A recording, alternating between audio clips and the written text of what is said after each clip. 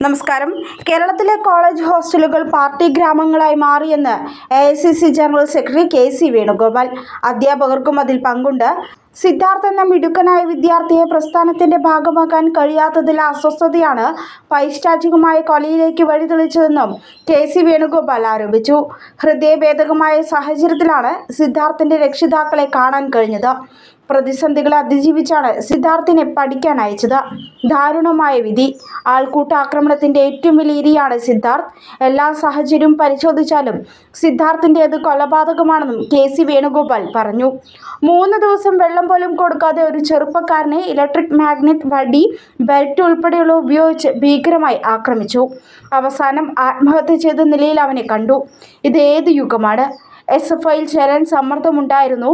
എന്നാൽ അത് ചെയ്തില്ലെന്നാണ് സിദ്ധാർത്ഥിന്റെ അച്ഛൻ പറഞ്ഞത്. സിദ്ധാർത്ഥ് എന്ന മിടുക്കനായ വിദ്യാർത്ഥിയെ പ്രസ്ഥാനത്തിന്റെ ഭാഗമാക്കാൻ കഴിയാത്തതിലെ അസ്വസ്ഥതയാണ് പൈശാചികമായ കൊലയിലേക്ക് വഴിതെളിച്ചത്. 1998 റാഗിംഗ് നിരോധിച്ചതാണ്. ഇത് റാഗിംഗ് അല്ല, കൊന്നുതീർക്കലാണ്. കോളേജ് ഹോസ്റ്റലുകൾ പാർട്ടി ഗ്രാമമായി. മുടക്കോഴി മലയൊക്കെ നമ്മൾ കേട്ടിട്ടുണ്ടല്ലോ. കേരളത്തിലെ കോളേജ് ഹോസ്റ്റലുകൾ കോൺസെൻട്രേഷൻ ക്യാമ്പായി. അധ്യാപക സമൂഹവും പ്രതിക്കൂട്ടിലാണ്. എന്തുകൊണ്ടാണ് ഇത് സംഭവിക്കുന്നതെന്നും KC വേണുഗോപാൽ ചോദിച്ചു.